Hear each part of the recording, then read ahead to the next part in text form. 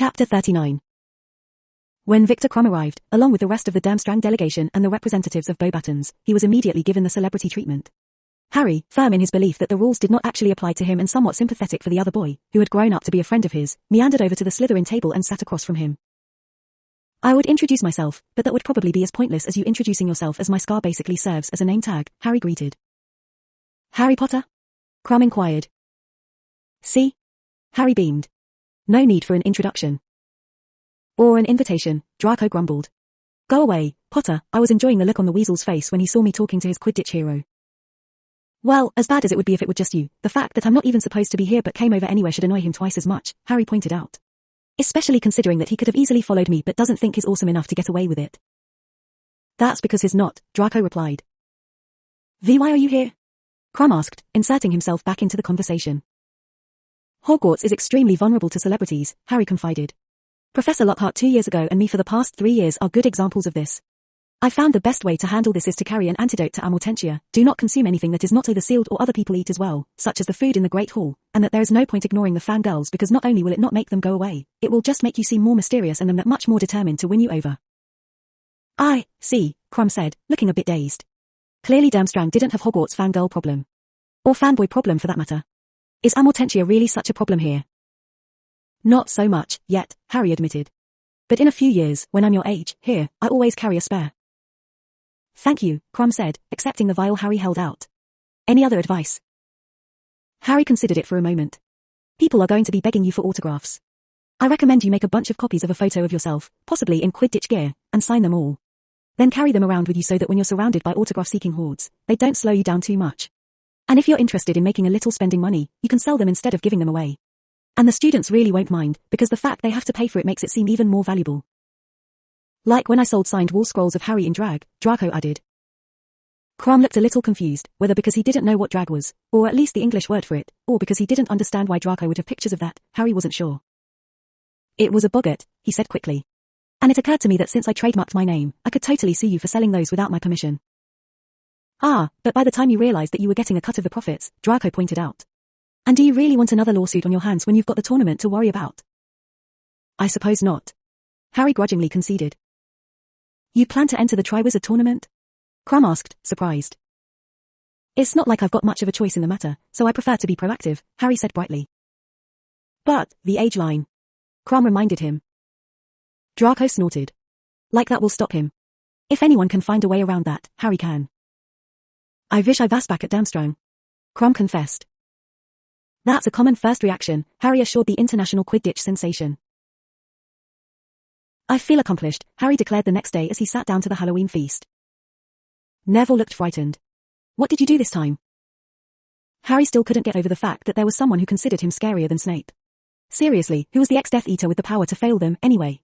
I managed to convince about 75% of the non-Hufflepuff Hogwarts population to bet that Cedric Diggory will not be the Hogwarts champion. I fully intend to make a killing tonight. Apparently Voldemort's got people convinced that you have to be ugly to be powerful, and if the fangirls are any indication, Cedric is really pretty. You mean you didn't enter? Hermione asked, surprised and ignoring the rest of what Harry had said. She hadn't heard of Harry's scheme to charge anyone who was underage and wanted a chance to enter, but she did know Harry. Oh, no, I did, Harry assured her. And you, don't think you'll win? Ron asked, unable to believe Harry had voiced something that could possibly be construed as doubt in himself. Of course I'll win. Who do you think I am?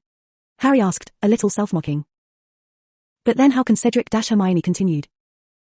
Now, that would be telling, Harry said with a grin. You'll see soon enough. Throughout the entire feast, Hermione kept pressing him for details, but Harry stayed mum. It was more fun to watch her get all worked up anyway. At last, Dumbledore stood up. Well, the goblet is almost ready to make its decision. I estimate that it requires 1 more minute.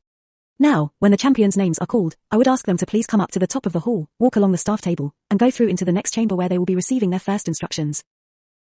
As he finished speaking, the flames in the goblet suddenly turned red and sparks began to fly from it. A moment later, a tongue of flame spat out a charred piece of parchment. The champion for Durmstrang will be Viktor Krum, Dumbledore read. After the applause had died down and the champion had disappeared into the waiting room, another piece of parchment was expelled. The champion for Beauxbatons is Fleur Delacour. The international Quidditch star the whole school's obsessed with and the Veela girl that's driving all the boys mad, Hermione muttered. Why am I not surprised? I don't think Karkaroff even let his other students enter, Harry whispered back. He probably wouldn't have even brought them if he didn't need someone to row the boat. Are they crying? Ron asked, eyeing two of the rejected Beauxbatons delegation. No wonder they didn't win. That is so not champion behavior. For once, I'm with Ron, Neville said, starting to look a little frightened again. The Hogwarts champion is Cedric Diggory, Dumbledore read off a piece of lined paper. Harry felt a little pleased to see such blatant proof of the changes he was bringing.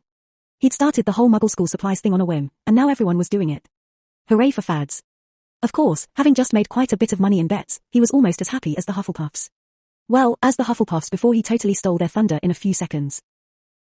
Excellent. Dumbledore called happily. Well, now that we have our 3 champions for our Triwizard tournament, we can dash. He was cut off as another parchment shot forth from the fire. The champion for the Salem Witches Academy is Harry Potter. There was a moment of silence. Harry, naturally, felt compelled to break it with a Witches Academy. God, my life sucks. The teachers looked upset, but the students looked more amused than anything. Most of them had figured that Harry would get himself entered, but for an all-girls school. Well, except for the Hufflepuffs, they looked pissed. Then the goblet spat out a 5th name, this one again on lined paper. Fred Weasley is the champion for the Harry Potter School of Awesomeness, Dumbledore read automatically. Woohoo! Fred yelled, jumping to his feet and high-fiving George and Lee. Come on, Harry, let's go meet with our fellow champions. Harry dutifully got up and started following him, trying to ignore the fact that the Hufflepuffs looked downright murderous now that Gryffindor, and Harry in particular, had managed to upstage them not once, but twice in less than 5 minutes. Just before Harry disappeared into the waiting room with the rest of the champions, he heard Neville remark casually, "You know, Hermione, I could be wrong, but I could have sworn Ron predicted something like this would happen last year." What is it? Fleur asked immediately. Do they want us back in Z Hall? I doubt it, Fred said glibly. In fact, this may take quite a while to sort out. Fred Weasley, 5th champion, at your service. 5th champion? Krum repeated, puzzled. But this is the Triwizard tournament. Not anymore, it's not, Fred shrugged. Why are you so surprised? Harry asked. I told you I was entering last night. I assumed you meant you were entering as a Hogwarts student, Krum replied. And deprive Cedric of his precious chance for glory? Harry asked rhetorically. The Hufflepuffs would kill me. They might kill you anyway now that you sneak 2 Gryffindors into the tournament, Cedric pointed out. True, Harry acknowledged. But at least I didn't steal your chance to compete. And remember what you promised me about getting the hell out of any random graveyards you may find yourself in. Yes, somehow I doubt they will see it that way, Cedric said dryly. Are you 2 the last champions, or will we be getting representatives from Ravenclaw and Slytherin, too? No, I figured 5 people was more than enough for a 3-person tournament, Harry replied. 3 people are enough for a 3-person tournament, Fleur insisted. You have no imagination, Harry said, looking at his future sister-in-lawish sadly. Just then, the room was set upon by Luna and several adults, Ludo Bagman, Crouch, Moody, Snape, Dumbledore, Madame Maxifney, Karkaroff, McGonagall, Sirius, and Lockhart. So why are you here again, Gilderoy? McGonagall was asking. I'm here in my official capacity of headmaster, Lockhart explained with his trademark smile. Snape snorted. You? Headmaster? Of what? The Harry Potter School of Awesomeness, of course, Lockhart explained. And, as you can see, my champion is right here. Harry, it's been too long. Harry looked a little embarrassed.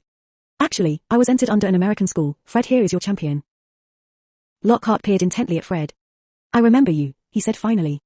Your joke shop will be a huge hit, I can tell. Fred beamed proudly and instantly revised his opinion of his mother's celebrity crush. I can't believe you never told me you were a witch, Harry, Sirius said, sounding wounded. I'm your godfather. You're supposed to tell me these things.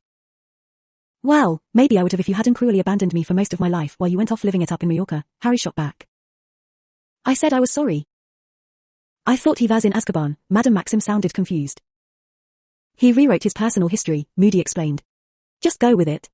This will probably already taken far longer than it should. Can I rewrite my history? Karkaroff sounded hopeful, no doubt thoroughly fed up by everyone always bringing up his Death Eater past. No, Moody's answer was blunt.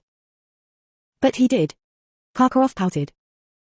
He doesn't have a dark mark, Moody replied. That really was an unfortunate tattoo choice, Luna sympathized. What is SHE doing here? Fleur demanded, pointing at Luna. If she is the 6th Triwizard champion, then I am leaving now, magical contract or no. Oh, no, I didn't enter, Luna said innocently. I was just talking with Headmaster Lockhart about doing my 3rd year at the Harry Potter School of Awesomeness. He said that was fine, but since the student body was spending the year at Hogwarts because of the tournament, I would need to continue classes with the Ravenclaws. How is it, Dumbledore, that you get 3 Hogwarts champions? 2 would be bad enough, but with 3 you're over half the competition. Karkaroff demanded. Technically, only Cedric is a Hogwarts champion, Fred pointed out. I'm from the Harry Potter School of Awesomeness and Harry's from Salem's Witches Academy. He burst into laughter again at that. So it's not bad enough that I have to be American, I have to be witch too. Harry complained. Someone up there hates me. You probably deserve it, Sirius said supportively. But hey, at least we went to Las Vegas over the summer. Imagine how much it would suck if you had to be an American girl and didn't even manage that. True, Harry conceded. Regardless of what school you were entered under, you are still students of Hogwarts. Karkaroff burst out. And we were under the impression your age line would keep out your younger students, Madame Maxim added. I do not know how old the red-haired boy is, but the other one is clearly far too young for G's. You're just jealous you didn't figure out a way to beat the system, Harry said flatly. If we had been able to enter those who were not of age we would, of course, have brought along a wider selection of candidates from our own schools, Karkaroff said, his eyes cold. Not as cold as Draco's mom's were whenever Harry saw her, but cold nonetheless. What, so you think a fourth year is such a threat you'd need to bring along other students to even it out? And whatever happened to all that faith in Krum? Harry wondered rhetorically. Do not go around blaming Dumbledore for Potter's determination to break rules, Snape ordered softly. He's been crossing lines ever since he arrived here. To be fair, lines have been crossing me right back, Harry defended himself. Did you put your name in the Goblet of Fire, Harry? Dumbledore asked calmly. Yes, Harry admitted. But I was also framed. Potter, do you actually listen to yourself before you speak? McGonagall asked wearily. You did it but you were also framed. Very rarely, Harry answered.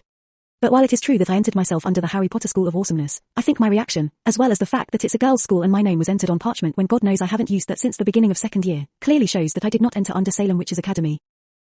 Or you could just be trying to throw us off the track, Snape pointed out. I could, I guess, Harry agreed. But given the amount of flack I'll have to take about being a teenage American witch, which would make me a walking cliché, it would so not be worth it. The rules state that whosever name comes out of the goblet has to compete, so there's really no point arguing about it, Crouch said, looking very much like he'd like to leave. I want to know how he managed to cross the age line, Madame Maxim insisted. Unless Dumbledore made a mistake. Dumbledore did not make a mistake, McGonagall snapped. It is possible, Dumbledore said politely. No, he didn't, Harry assured them. I'm just more creative than that.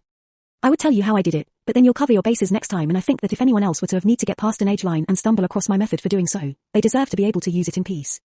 After all, time travel was kind of extreme if you just wanted to enter a lousy competition. If someone went through all that trouble anyway, let them enter. I insist on resubmitting the names of all my students, Karkaroff spoke up. I want 2 more students and I'm sure Madame Maxim wants them as well. The French headmistress nodded her assent. The goblet won't be relit until the next tournament, Bagman said uncomfortably. So you really can't enter anymore. And you can't leave, either, because Krum is bound to compete. I love it how no one seems to care that someone entered me into a highly dangerous competition for an unknown purpose, Harry complained as he watched the adults argue. It's the Nargles that make them quibble about fairness and how could this happen and ignore the more pressing question of why, Luna confided. Good thing there's no mistletoe or we wouldn't have gotten past how can there be 5 students for a Triwizard tournament, Harry said gratefully. Perhaps they are not concerned because you wanted to enter anyway, Lockhart suggested. Or because they are horribly negligent. Whichever, Harry shrugged. And hey, you should really have a talk with Krum while you're here. He doesn't really seem to have any idea how to manage his fame. Lockhart looked thoughtful. And as an international Quidditch sensation surrounded by hormonal teenagers, that could definitely cause problems. Yes, I will need to speak with him at some point. How long are you going to be here, anyway? Harry asked. According to the rules, as headmaster of a competing school, I get to be a judge, so I should be around on and off all year, Lockhart announced. Thanks again for giving me this opportunity to get more good press. Don't mention it, Harry said magnanimously. If it were any other student potentially in danger, they would probably be highly concerned, Sirius theorized. But you go after trolls because you're bored. That was only the one time. Harry protested. Chapter 40. The few days saw the re-emergence of the support Cedric Diggory, the real Hogwarts champion badges. Unlike last time, however, they were created by Harry to try and prevent confusion about whether or not there were 1 or 3 Hogwarts champions. Of course, Harry had to use Colin as a proxy to sell the badges to the Hufflepuffs as it was far too soon to expect them to be able to speak to him for any length of time without attempting to hex him. And Draco was taking a great deal of delight in proving that Harry was a witch all along through his Harry and Drag wall scrolls, whose sales really started to pick up.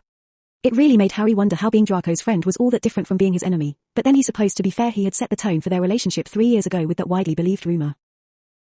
Harry, have you contacted your headmaster yet? Luna asked him seriously. My headmaster? No, was I supposed to see Dumbledore about something? Harry asked, trying to remember. No. The headmaster, or headmistress, more likely, or Salem Witches Academy, Luna clarified. You're entitled to representation too, you know. Is Salem even a real school? Harry asked, surprised. Of course it is, Luna replied. So that means you haven't then?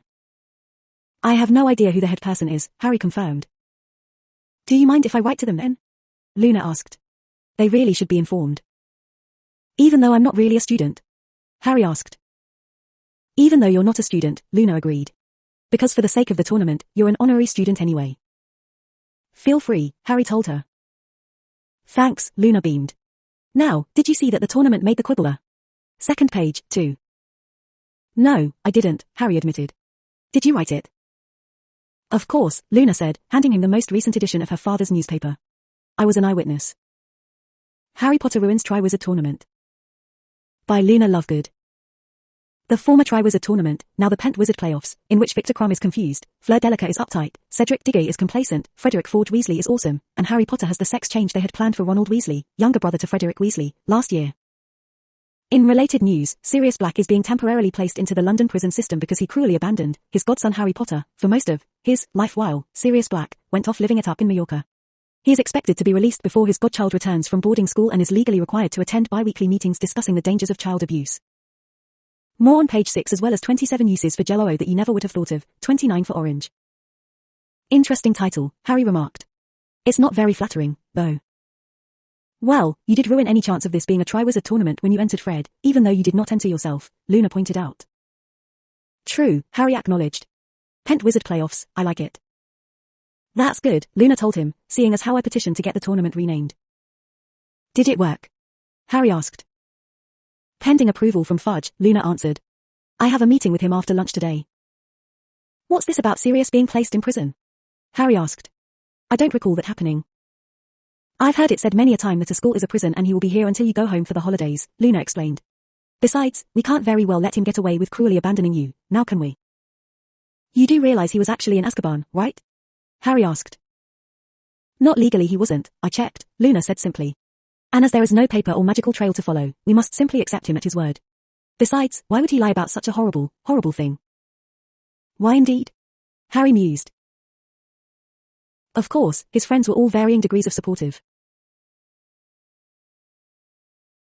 Ron was a little annoyed that he didn't win, but fortunately this time since Fred won he could direct his jealousy there. George was also a bit miffed that he wasn't chosen but realized that only one of them could be picked and so the two were spending quite a bit of time plotting how to get around that little technicality. Hermione was completely unsympathetic to Harry's plight of suddenly finding out he was an American girl as he apparently deserved it or some other such nonsense for creating his own school and entering it into the competition without telling anyone. Neville just seemed resigned to the whole thing and Harry wasn't entirely sure that he believed him about being framed. Cedric knew Harry was bound to enter and bound to win and so was just glad that he got a chance to compete as well but was a little overwhelmed by how much his already considerable popularity had risen and had taken to joining Krum for Lockhart's impromptu fame lessons. As for Draco, well...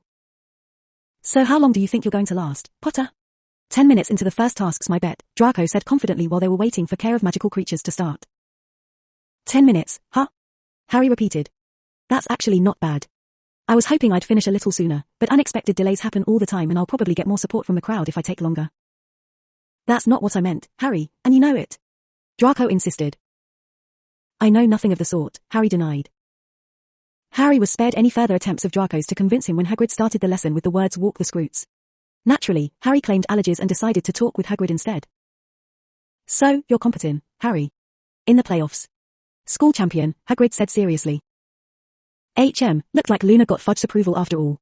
Yeah, I don't mind that so much as the school, Harry said, sighing heavily. I am never going to live this down, I swear. No idea who put you in for it, Harry? Hagrid asked anxiously. Honestly, no, Harry confessed. My leading suspect is Barty Crouch Jr. but I just don't see how he could have done it. Isn't he dead? Hagrid blinked. Oh, who even knows? Harry asked rhetorically.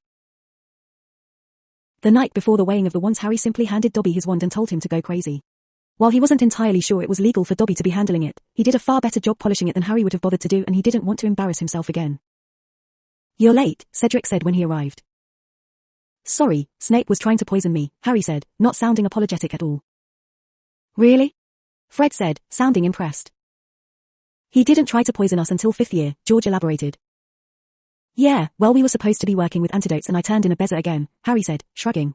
It's kind of expensive, but the look on his face and the fact that he can't technically fail me because the assignment was to find a way to save someone from the various poisons makes it all worth it. That are you doing here? Krum asked Fred, eyeing him suspiciously. I'm a champion, Fred explained.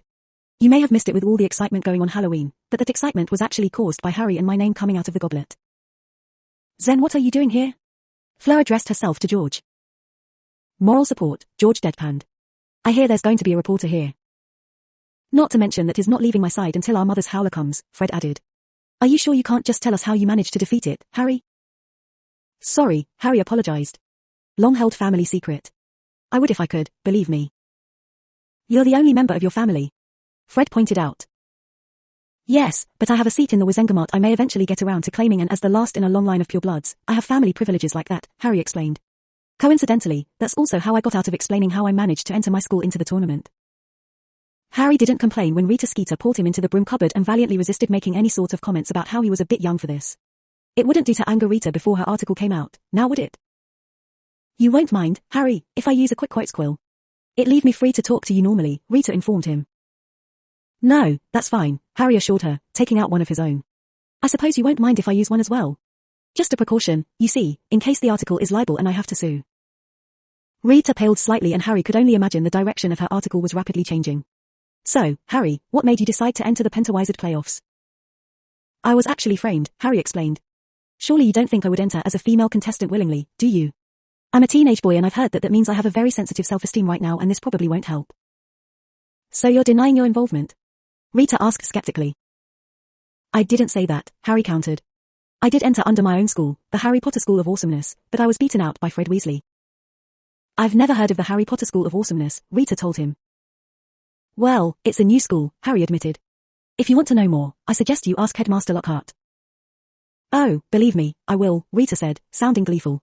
Lockhart was always game for an interview, but she had to be careful because his lawyers were some of the best in the business. By the way, Harry said, glancing down at Rita's notes. I would prefer you use striking instead of ugly to describe my scar. That's fine, Rita said agreeably, and the call crossed out and replaced the word accordingly. Now, why did you decide to enter? I wanted to challenge myself, Harry answered. It's a dangerous world out there and trouble seems to just seek me out. I half thought that I would have to compete anyway, so I entered myself to try and prevent that. Obviously, it didn't work. It's the same end result, though, Rita pointed out. How do you feel about the tasks ahead? I'm okay with them, I have full faith in the Hogwarts educational system, Harry said with a straight face. Actually, a bigger concern of mine is why in the world, if the tasks are spread throughout the year, we couldn't have had a Quidditch Cup this year. It's a travesty, really. What's this? Do I smell a scandal? Rita asked, looking excited.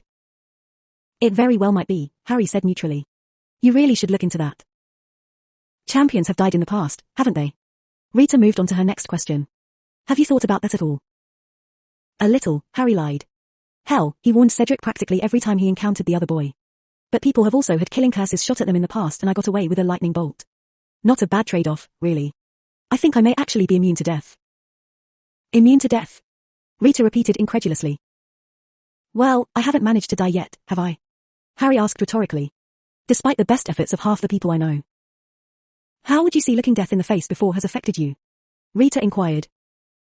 Well, if most people had faced half the things I have they would probably have a nervous breakdown, Harry theorized. I'd say I'm rather blasé about the whole thing myself. When almost dying becomes a habit, you really don't worry about it much. Do you think that the trauma in your past might have made you keen to prove yourself? To live up to your name? Do you think that perhaps you were tempted to enter the Pentawizard playoffs because dash? No, not really, Harry interrupted. In fact, I'm rather indifferent as to what Wizarding Society as a whole thinks, so I really just did this for my own sake. Can you remember your parents at all? Rita pressed. You do realize I was only 15 months old when they died, right? Harry asked. Is that a no then? Rita wanted to know. Of course it's a no, Harry said. And before you ask, I think my dad would be proud of me and my mom would have killed me for doing something so stupid. This interview is over. With that, Harry threw open the door to the broom cupboard just as Dumbledore was about to open it. Hey, Mr. Ollivander. Harry asked once Fleur, Fred, and Crumb had their wands checked. How is it that you can cast spells with all of these wands and yet I merely touched half of the wands in your store? They started destroying things. I would suspect it is because you are a menace to society, Ollivander replied absently. Your wand, please, Mr. Diggory. Harry opened his mouth to protest then closed it again when he realized it was true. It's in fine condition, Ollivander was saying as he turned Cedric's wand over in his hands. You treat it regularly. Polished it last night, Cedric said, grinning. The twins and Harry exchanged a look before they burst out laughing. Cedric looked puzzled for a second before he got it and rolled his eyes. Is a little maturity too much to ask for from Pentawizard playoff champions? Hey, I'm only 14, Harry defended. Well, physically. True, Cedric acknowledged. What's their excuse? They're Fred and George, Harry said as if it were obvious. They don't need one. Chapter 41. It's finally here. George yelled a week and a half later at breakfast. Save me, Harry. Fred begged. Harry winced as they were only sitting 3 seats down from him and looked up to find that the post had arrived. To be more specific, it appeared that Molly had finally gotten around to creating the perfect howler. Harry knew from years of her acquaintance that the longer it took after an incident she didn't approve of to receive a howler about it, the worse it would be. Idly, he leaned over and muttered, muffliato as he tapped the smoking red letter. You're a lifesaver, mate, Fred told him seriously. I know, Harry agreed. Hey, it looks like you made the front page again. It's about the playoffs this time, George said, eyeing the Daily Prophet that had just been dropped in front of Harry. Harry Potter and the Pennywized Playoffs. By Rita Skeeter. That sounds like the name of a book or something, Harry complained. Although that is an idea. Doesn't the Daily Prophet have any other reporters? Fred wondered. Maybe they're on hand to check her facts, George suggested. She spelled Crumb's name wrong in her notes and didn't even bother getting Cedric's, so if that's in there then we'll know someone edited it. Harry Potter is a 14-year-old wizard attending Hogwarts School of Witchcraft and Wizardry. That is probably the first introduction he's been given since that dreadful night 13 years ago that both orphaned him and freed us all. Potter has been known by many appellations since then. The boy who lived. Gryffindor's golden boy. The boy who silenced. Hero. Pennywized playoff champion. As everyone is no doubt aware by now, the Triwizard Tournament was initially scheduled to take place at Hogwarts this year and Victor Crumb, Fleur Delacour, and Cedric Diggory were accordingly chosen to represent Durmstrang, Beauxbatons, and Hogwarts respectively. Then something unexpected happened. Fred Weasley was chosen to represent the newly founded Harry Potter School of Awesomeness and Harry Potter himself was chosen to represent an American school. Harry's new headmistress was not available for comment, but the headmaster of the Harry Potter School of Awesomeness, our very own Gilderoy Lockhart, had this to say, Fred is an outstandingly creative, albeit unconventional, student and he has my full confidence. Weasley is not alone in his promise. Crumb is an international Quidditch sensation from Bulgaria, Delacour is the daughter of a prominent French official and widely rumoured to be part Vila, and Diggory is the top of his class and the son of an important ministry official. How does Potter stack up against this? Very well, actually. His test scores have declared him a prodigy, but he hasn't let it go to his head. A close friend of Potter's, Draco Malfoy, had this to say, Harry's a good guy who doesn't take life too seriously. Of course, I can't vouch for his sanity, but we all have our faults. When questioned about his entry into the playoffs, Potter insisted that although he did enter to challenge his abilities, he only entered under the school bearing his name and his nomination as an American candidate surprised him as much as anybody else. Is this a conspiracy? Are the Americans trying to steal some of Potter's glory for themselves? This reporter intends to find out. Potter is most often found in the company of his 3 closest friends, Ronald Weasley, Neville Longbottom, and Muggle-born Hermione Granger. Granger, along with the youngest Weasley, Ginevra, and the daughter of the Quibbler editor, Luna Lovegood, are the 3 stunningly pretty teenage girls competing for Potter's affection. Which one will be his source of strength throughout the playoffs and, ultimately, win his heart? Only time will tell. Well, that's just... Harry trailed off, searching for the right words. At least there's no mention of me crying this time. You cried during your interview? George asked skeptically. Oh God no, Harry assured him. I guess threatening to sue her for libel paid off then. Hey, Harry, do you have any idea what the first task is going to be? Fred asked. I know they said they want to see how well we adapt to high-pressure situations and all, but if your Scar has any idea then that would be great. The best pranks involve a good deal of preparation, you know. Harry snapped his fingers. Oh, right. Follow me. With that, Harry made his way to the Hufflepuff table. Hey Cedric. Nice article, Cedric greeted him. I notice it was very interested in your love life and the other contestants and I seemed kind of like an afterthought. Well, except Fred, but then he was from the Harry Potter school, so. Harry shrugged. You should be glad you made the article at all. I think they actually hired fact-checkers after that one time I sued them for libel. Because of those articles about your secret life as a drag queen? Cedric asked. I remember those. Harry grimaced. So do I, unfortunately. I think that's why they're avoiding mentioning the fact that my school is girls only. Anyway, my Scar knows what the first task is so if you want to know, I'd suggest you follow me. Cedric immediately stood and followed him out of the Great Hall and into a deserted classroom. What's he doing here? Fred complained. Yeah, where's your Gryffindor pride, Harry? George added. Sorry guys, Harry said apologetically. But my Scar has no Gryffindor pride and it won't tell me what the task is unless I tell you both, so. So what is it? Cedric inquired. Dragons, Harry said simply. I must be going deaf, George announced. Me too, Fred said. Because I could have sworn that I just heard you say dragons. There is no way in hell Dumbledore would expect us to fight a dragon, Cedric said flatly. I refuse to believe it. No, we're not fighting them, Harry agreed. Although that might actually be easier, all things considering. His fellow champions and George all paled considerable, wondering what could possibly involve a dragon but be worse than fighting it. We're supposed to steal a golden egg from nesting mothers. You know, now that I think on it, fighting a dragon wouldn't be all that bad, really, Fred said, sounding strangely high-pitched. Don't worry, we'll think of something, George assured him. You're positive? Cedric asked seriously. Harry nodded grimly. Cedric closed his eyes and took a deep breath. Shit. Harry shrugged apologetically and hurried off to potions. On the way he ran into Luna. I got a reply from the headmistress, she told him. Really? Harry was curious. What did it say? Luna just smiled at him and continued on her way. When he got there, he found the Slytherins discussing the article and was immediately grateful at how much milder this version was than the previous one. Even if he didn't really remember what the first article Skeeter had penned about him had said, he knew it had been painful. And that had been when she'd been on his side. Stunningly pretty? Granger? Pansy was shrieking. What was she judged against, a chipmunk? I wouldn't talk if I were you, Pansy, Harry said as he came to stand behind his rather vexed Muggleborn friend. Seeing as I heard you came in third. Seeing as how Harry already knew what the task was and what he would be doing against it, he opted for sleep rather than meeting Hagrid and seeing the proof of it once more. He was kind of curious what fifth kind of dragon they would be flying in, but not enough to get out of bed for it. After all, he was a growing boy. Kind of. The day of the first task, McGonagall personally escorted him there. Now don't panic, she told him. Just keep a cool head, we've got wizards standing by to control the situation if it gets out of hand, the main thing to do is just do your best and nobody will think any worse of you. Are you alright? Harry snorted. Why, Professor, anybody would think that trying to steal an egg from a nesting mother dragon was dangerous and kind of irresponsible to ask of a 14-year-old. You know? McGonagall looked surprised. Harry merely tapped his forehead and she sighed. Of course. Don't sweat it, I'll be fine, Harry promised. Besides, if I don't kick some major ass on this, Draco and the Hufflepuffs will never let me live it down. If you're sure, McGonagall said dubiously. I am, Harry said firmly. Thank you for the concern, though. McGonagall nodded jerkily and left him at the entrance to the tent. So, am I the only one who thinks that just by showing up we should probably be put on suicide watch? Harry said brightly as he entered the tent, breaking the gloomy atmosphere. You should have been on it the minute you went after that troll third year, Cedric said frankly. Huh? Third year? That had been his first, right? Cedric was 2 years older. How can you be so calm? Fleur demanded. We could very well die. In the first task? Harry asked incredulously. No way, if I die I'm going to do it at the third where all the press is. Professor Lockhart recommended much the same thing, Victor said. I wasn't sure whether he was serious or not, though.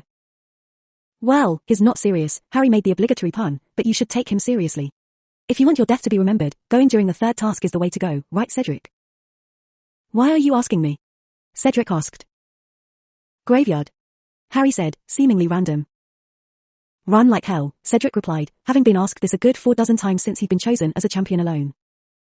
I don't want to die during the playoffs at all, Victor protested.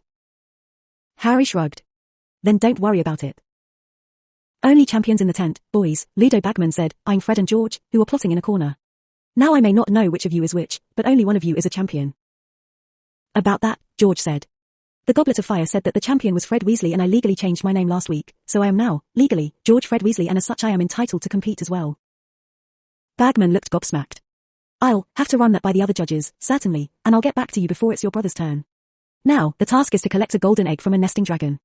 There are 5 models and you will pick a miniature of the dragon you will face out of this bag. He waited, but the champions, and George, all spectacularly failed to react. Oh come on, he said, annoyed. You could at least pretend to be surprised. Obligingly, Harry gasped. Gosh, this has got to be the most unexpected event I've ever encountered. Dragons. I don't think I've even seen a dragon. That's a little over the top, don't you think? Cedric asked. Harry shrugged. I'm reacting for 6 people here, take it or leave it. Fred was the first to choose and got the Welsh green.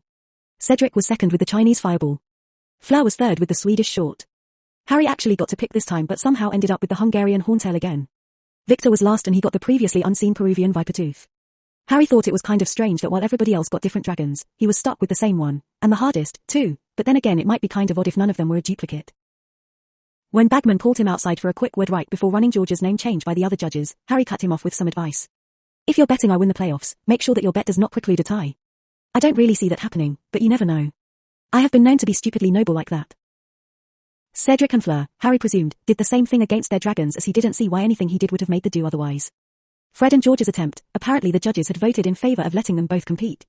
Strange, lasted less than 5 minutes and Harry had to admit that he was curious about what they could have possibly done. Then it was his turn. Sure, he was older and wiser now and probably could have done something spectacular, but on the other hand, he really liked to fly.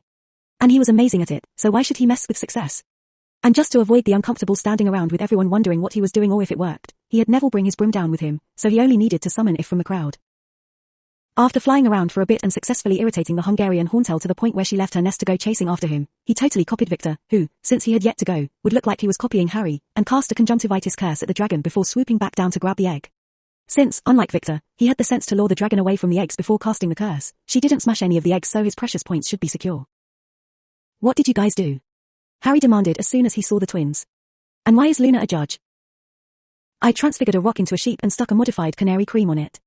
When the dragon ate it, it transformed into a canary. Fred grabbed the egg and threw it to me, Fred explained. If it turned it into a canary, how was it modified? Harry asked, feeling oblivious. Because they don't normally work on dragons, George explained. We needed 2 people because while I was getting the distraction immobilization ready, Fred was sneaky closer to the nest and then since the canary cream only lasted for a minute, it was all we could do to get it back to safety before it transformed back, Fred continued. As for Luna, when George and I went out there to see if he could compete, Luna explained that even though the headmistress for the Salem Witches Academy was too busy to come personally, she had authorized Luna to act in her place and that included judging, George concluded. Wow, Harry said admiringly. I should have thought of that. That may have been too insane even for you, Cedric suggested. Harry shuddered. Don't say that, F. At that moment Crumb stormed into the medical tent. I did not copy you, he hissed. I never said you did, Harry pointed out, confused. They do, Victor said, gesturing towards the crowd. And this despite the fact I could not even hear that vas going on from the tent. Harry shrugged. Sorry. With that, Harry went to go find his friends to see if they could tell him how the other champions did. Apparently Cedric had just managed to avoid an injury when the dog he transfigured a rock into lost the dragon's interest, but his shirt did catch on fire, much to the delight of all of his fangirls when he was forced to remove it. Fleur managed to avoid getting her skirt on fire this time and as for Victor, half his eggs still got smashed.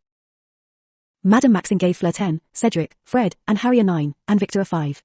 A little favoritism, but 1 point, or 2, given the second task, wasn't going to win or lose anyone the playoffs. Crouch gave Harry a 10, Crumb a 5, and everyone else a 9. Dumbledore gave everyone a 9 except for Victor, who got another 5. Bagman gave Harry a 10, Fleur, Cedric, and Fred a 7, and Crumb yet another 5. Karkaroff gave Victor a 10 and everyone else a 5. Lockhart gave Harry and Fred both a 10, Fleur and Cedric an 8, and Victor a 5. Luna, after some long hard deliberation, gave Fred a 10 for creativity, Harry an 8 for showing off, Cedric and Fleur a 9 for a solid performance and Crumb a 5. VHY Vasset Alvarez a 5. Crumb wondered. Harry shrugged. You smashed half the eggs, you get half the points. That sounds fair. So that's Fleur with 57, Cedric with 56, Fred with 59, Harry with 61, and Crumb with 40, Hermione announced. And I'm currently winning because I have TWO people with blatant favoritism on my side. Although it pains me that my own school representative voted against me. Harry said, shaking his head ruefully. That's what you get for showing off, Luna said sternly. Isn't that the point of the playoffs? Harry demanded. You were taking requests, Luna pointed out. Chapter 42. Luna, wait up. Harry called to the blonde a few feet in front of him. Obligingly, she stopped to wait for him. If this is about the second task then I regret to inform you that you're clearly not obsessive enough to figure it out and I couldn't tell you either way. I'm under oath, you, see, all the judges are. Otherwise what would be the point in not telling the contestants since the various headmasters would tell their students anyway? Well, except for Dumbledore, but the tradition of judges making that oath dates back to before Dumbledore's time. That is old, Harry remarked. And don't worry, I may not be obsessive enough to take the egg with my while bathing, but my scar was quite insistent on it so I already know what the second task is. Cedric should figure it out sooner or later and I saw the twins trying to play football after Dean explained it to them and kicked it into the lake so I'm sure they've already got a plan and I'm sure it will be epic. Or anticlimactic. Epic in its anticlimacticness. What about you? Luna asked him seriously. Do you know what you're going to do? Harry shrugged. I'll figure something out. And if not I could always do what I did last time, but I did that with the first task, so. So you were also in the Pentawizard playoffs before you went back in time? Luna inquired. Yeah, but it was called the Triwizard Tournament then and Fred wasn't involved. Harry began before cutting himself off. He looked around to see if they were alone and, fortunately, they were. I forgot you figured out my secret. It's hardly a secret given that you're practically flaunting your future knowledge, Luna pointed out. But most people are tragically too close-minded to realize the truth. And you, don't care? Harry asked, a little surprised. Not really, Luna answered honestly. Out of curiosity, how long ago did you get back and how old were you at the time? I was 23 when I got back, about a month before my first year, Harry replied. And did you come back to stop some terrible future? Luna pressed. Well, if I could stop Voldemort before he killed people I care about, that would be great, but honestly, no.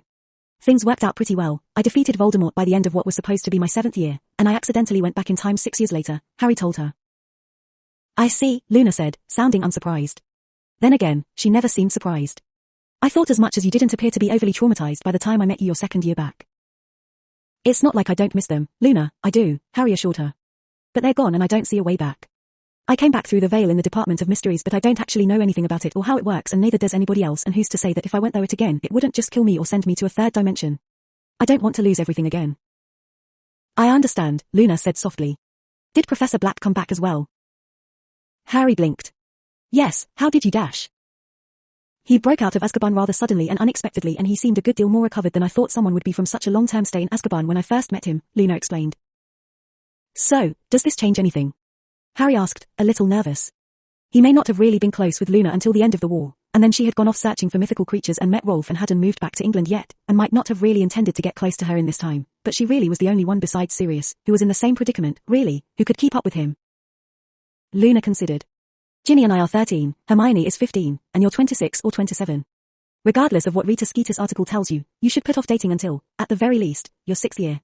That way if you go with someone your physical age you won't be a pedophile, and if you go with someone who is around your mental age they won't be tried as one, she said finally. Good advice, Harry nodded. To be honest, I'm really not even attracted to anyone my physical age right now because I look at them and I see a child. I've read Lolita, you know, and I do not intend to become Humbert. Luna nodded her approval. So what did you want to talk about before we got sidetracked talking about the fact that you're from the future? Harry looked confused for a second. Oh, right. I wanted to know how you managed to become a judge. I mean, not like I don't have complete faith in you, but I don't get why some American headmistress you've never met would be willing to entrust you with representing her school. Well, that's quite a simple story, really, Luna began. The headmistress didn't even know about her school's technical participation until I informed her. She sent me a polite note back thanking me for informing her and then inquiring whether or not she would be required to do something. And what did you say? Harry asked. I told her that no, you wouldn't really need anything, but that she had a right to serve on the panel of judges.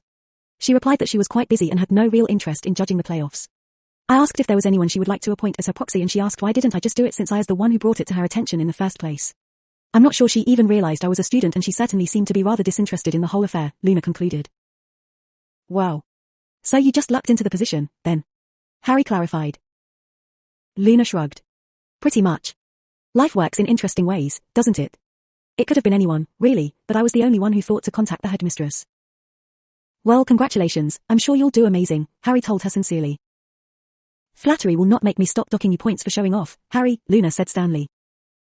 I don't know what you're talking about, Harry liked virtuously. But while we're on the subject of judging, how in the world did the twins get away with both of them competing? The Goblet selected Fred Weasley as a champion and they were both Fred Weasley, Luna explained. I feel we should all be grateful that this isn't a public school and the name entered wasn't John Smith, or we would easily have half a dozen boys competing under one name. Even if that is technically true and without a doubt awesome, Harry began, the judges still had to approve it. There's no way Madame Maxim or, God forbid, Karkaroff would have allowed it. They voted against it, Luna conceded. As did Dumbledore. I think he's still a little sore at how easily you got past his age line, personally. There are 7 judges, though, 1 from each of the schools, Bagman and Crouch. I voted for the idea because the twins always work better together and we're so far past the spirit of the rules that it's ridiculous. Lockhart voted for them because they represent his new school. Bagman said something about how he owed them money before also voting for them, and Crouch said that since there was nothing in the rules against it and this was already extremely unconventional, he would allow it. That's 4-3 in favor of them being allowed to compete together, and so they did. So the only reason that they got away with it was because 2 of them had personal reasons for doing it. Harry said, shaking his head ruefully. I might have known they'd find a way to turn Bagman's bet with them to their advantage. Indeed, they are fine champions, Luna said beaming. What about me? Harry demanded. Luna gave him a look of wide-eyed innocence. I've yet to see you in the school uniform, Harry. School uniform? Harry repeated, feeling slightly uneasy. Oh yes, Luna said earnestly. It's not that bad, really. You should see the Japanese school's outfits, they're practically just oversized yet skin-tight shirts. Harry had never expected to owe a Death Eater a debt of gratitude. Well, except Snape, but he was kind of on everyone's side, so that didn't really count. Now, however, he was finding himself strangely grateful to Crouch Jr. or whoever had taken his place for not making him a Japanese girl.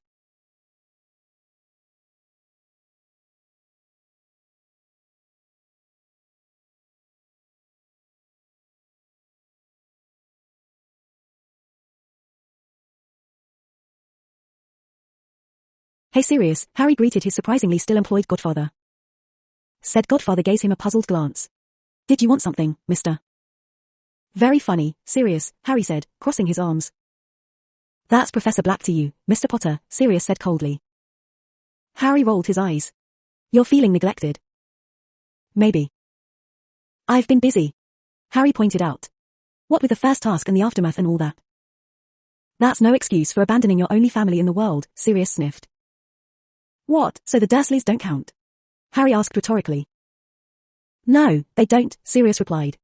They lost all counting rights when they made you sleep in a cupboard.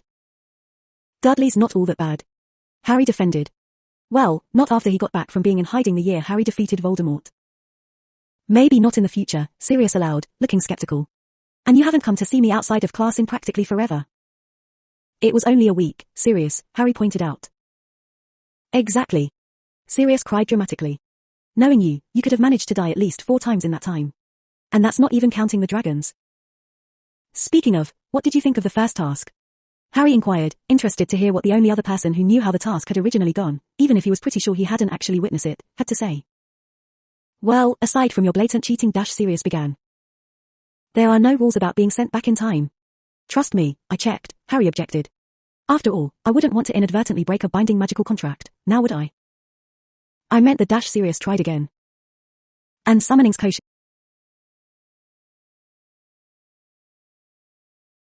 Maybe not in the future, Sirius allowed, looking skeptical. And you haven't come to see me outside of class in practically forever. It was only a week, Sirius, Harry pointed out. Exactly, Sirius cried dramatically. Knowing you, you could have managed to die at least 4 times in that time.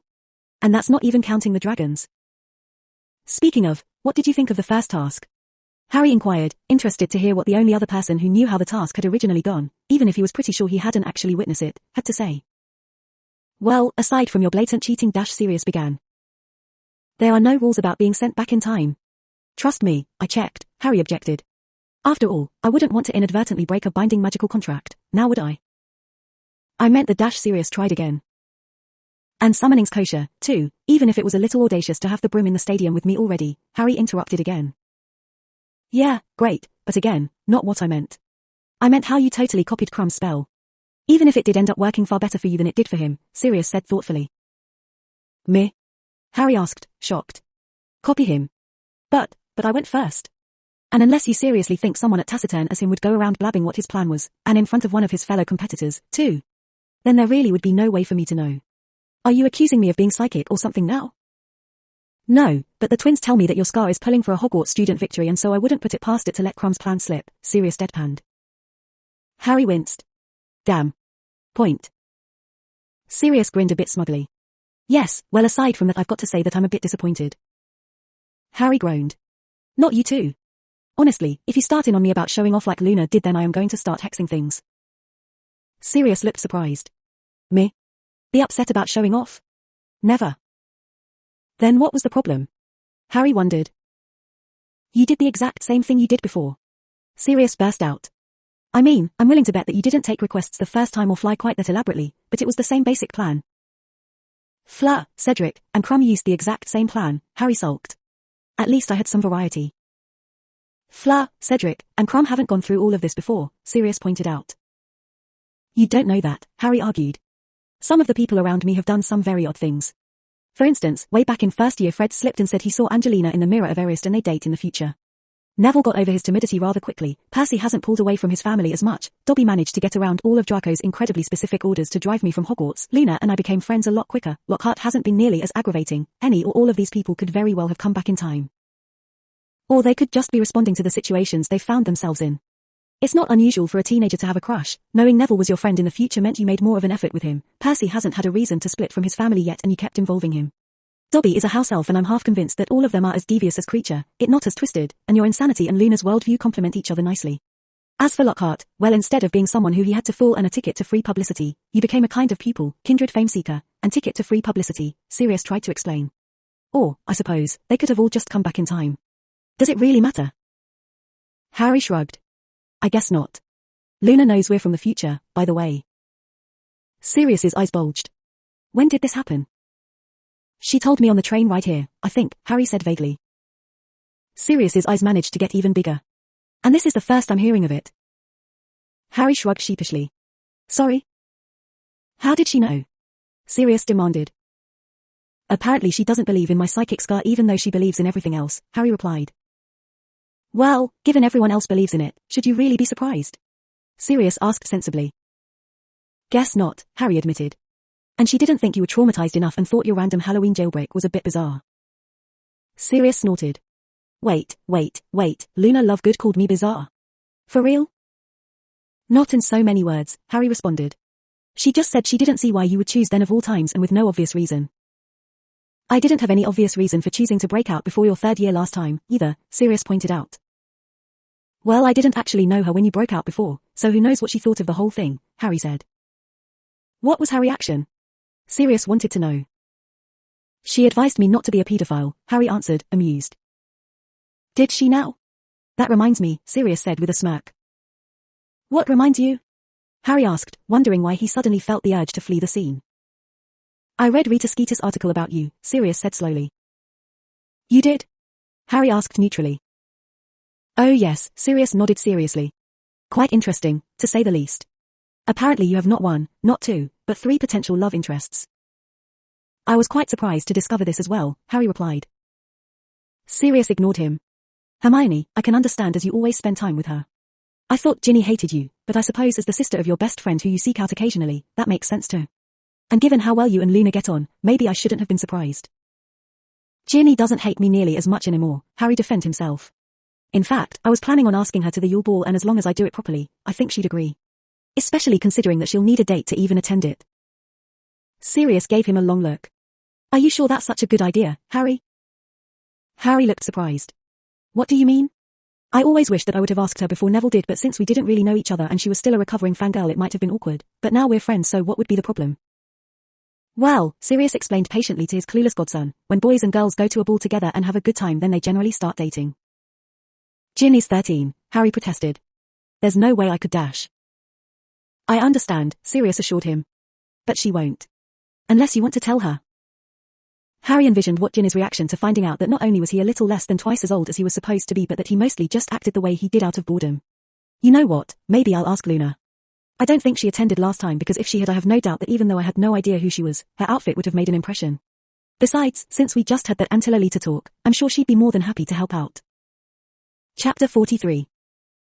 Hey Luna, you know about the Yule Ball coming up, right? Harry asked. Seeing as I'm a judge, it would be very remiss of me not to know, Luna responded. Right. Well, as a champion I'm kind of required to go. I'm not actually sure what would happen if I refused to go, but I'm sure my illustrious guardian would get a kick out of forcing me to attend, so I kind of have no choice. Bearing in mind that I don't want to go with anyone and give them the impression that I want to date them, forcing me to reject them and make it much harder should I ever decide that I do want to date them, I need your help, Harry said quickly.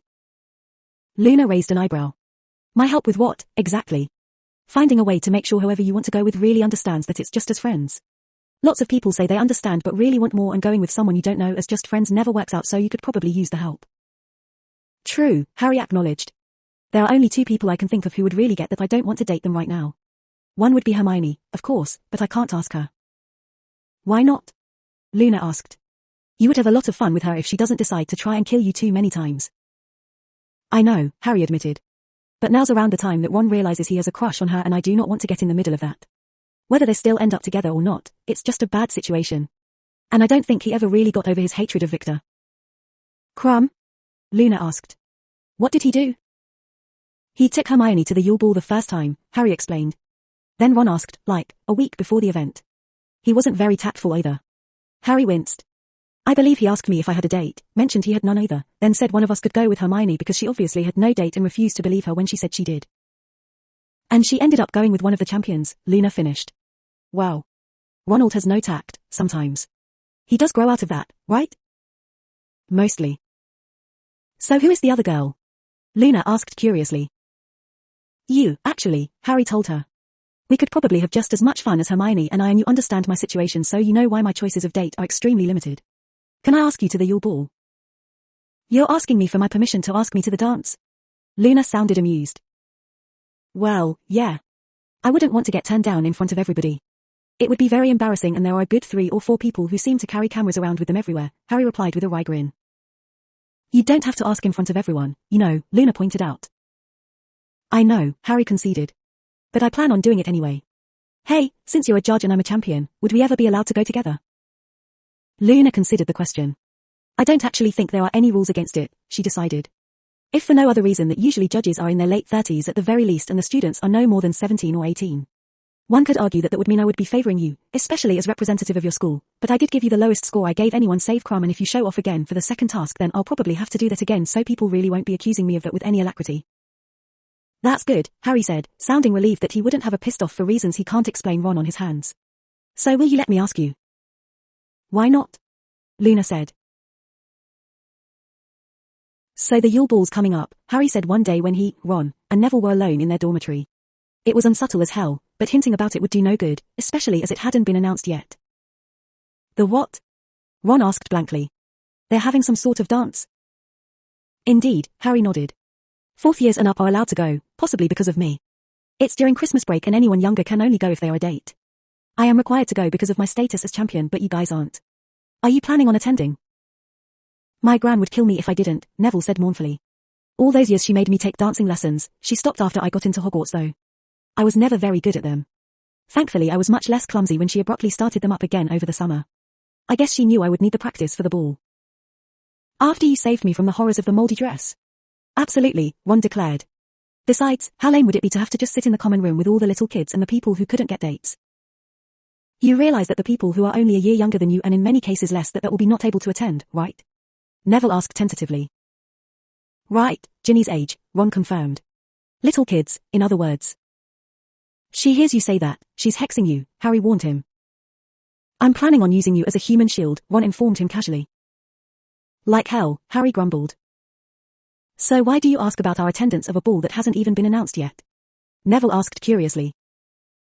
Because I don't want to be the guy who asked about who we want to ask for weeks, finally work up the nerve to ask, find out our dream date is going with a fellow champion, and end up with a classmate of mine who only agrees because I'm a champion and who I just end up ignoring her to stare at my crush and spy on other people the whole night, Harry declared. Speaking from experience? Neville asked sympathetically. Sadly, yes, Harry nodded. So do you have any idea who you're asking yet? Nope, Ron said. Not really, Neville agreed. But then, we just found out about the ball itself 5 minutes ago. That's no excuse, Harry said sternly. In fact, I already asked Luna if I could ask her and she said sure. Well, that's not really surprising, Ron said. She's a judge so she would know. Are you allowed to go with her, though, given that? Harry shrugged. If it's not in the rules, why not? And Ron, I recommend you ask Hermione. Huh? Ron looked puzzled. Why? Because you have a crush on her, Neville told him bluntly. What? Ron sputtered. I do not. Yes you do, Harry told him. You just haven't realized it yet. So let me get this straight, you think I have a crush on Hermione and I haven't noticed it? Ron asked incredulously. How thick do you think I am? When it comes to matters of the heart I have no faith in you, Harry told him bluntly. Besides, remember last year when Professor Trelawney told Lavender to beware a red-headed man? Vaguely, Ron confirmed. Well, my scar informs me that if you don't ask Hermione right away, Victor Crumb will and she'll accept and you'll be forced to go with Lavender and you'll both have a miserable time until she ditches you for a boy from Beauxbatons because you've ignored her to gripe about Hermione fraternizing with the enemy all night, Harry lied.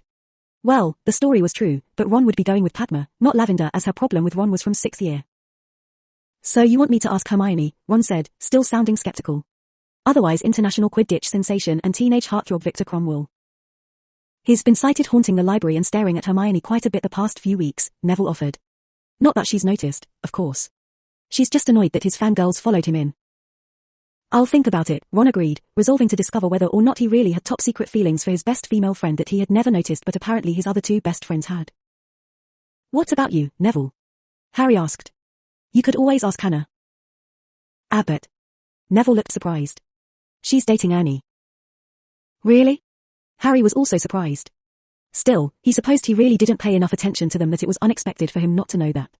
Hell, he paid even less attention to them before coming back so they might have even been dating around that time. So who do you want to go with? I think he should ask Ginny, Ron spoke up unexpectedly. Really? Neville's eyebrows disappeared into his hairline. I thought you'd be against anyone taking her to a date-like function such as this. Well, I am, Ron conceded. Seeing as how she's my baby sister and all dash. She's less than a year and a half younger than you, Harry interrupted. But I suppose you two are really the only people I would trust not to take advantage of her, and since Harry's going with Luna it will have to be you, Ron said seriously. Because I know she has those dress robes for a reason and won't be able to go unless a guy asks her. Neville considered. She is a friend of mine and won't be able to go without an escort, and I really don't want to end up by myself, so, why not? Okay, now that that's settled, Harry said, trying to ignore the small spark of jealousy that Neville would once again be accompanying Ginny to the ball. After all, they'd gone together last time and nothing had come of that, but Neville was a lot more confident a lot earlier now, so, best not worry about that. Let's talk about how we're going to ask them. The day McGonagall announced the Yule Ball to their Transfiguration class, Harry, Ron, and Neville put their plan into action. Ron still wouldn't admit to having a thing for Hermione but did, when pressed, turn a bit red and remark that she wasn't so bad, which they actually considered to be progress. At dinner that night, Harry started things off by letting a female crumple-horned snorkack with a paper hat on it loose and casting a spell to point it in Luna's direction. The little pig-like creature snorted loudly as it dashed across the Great Hall to the Ravenclaw table and caught everyone's attention. Luna, serene as ever, simply plucked the not-so-mythical Animorph creature up and took off the hat. I would discover a mythical creature for you. Would you please attend the Yule Ball with me? Luna read off. Certainly, Harry. I'm thinking about calling this one Norberta. The typical response of applause and catcalls died down quickly when Neville stood up next. He walked over to Ginny, who was a few seats down from him, and handed her a large box of Honeyduke's finest chocolate. Even if you say no, you can still keep the candy, but please say you'll go to the Yule Ball with me. Ginny read the note taped to the box. She looked up with a smile. Of course. That applause was also cut off as Hedwig flew in carrying a bouquet of roses and a handwritten card and landed in front of Hermione. Hermione looked to Harry in confusion before reaching for the note. Hermione. It might have taken me a while, but it's recently come to my attention that you are, in fact, a girl, and a pretty great one, too. Will you go to the Yule Ball with me? She read, sounding shocked. She opened and closed her mouth a few times. Well? Ron asked, trying not to look as nervous as he felt. Harry kicked her. Yes, she finally said, still unable to believe he'd actually asked her. She had kind of thought he might like her, but acknowledging it, well, that was a bit more than she'd expected of him. The students hesitated for a few moments in case someone else wanted to take that opportunity to ask someone to the Yule Ball. When no one did, the applause became thunderous and girls swarmed in on the only three with dates to press for details. Harry managed to hear Draco's annoyance above the clapping, however. Way to go, Potter. Now we've got to put some thought into this. Harry remembered how awkward the asking could have gone. Ron didn't even know who Padma was when Parvati set them up, and felt no sympathy. Chapter 44.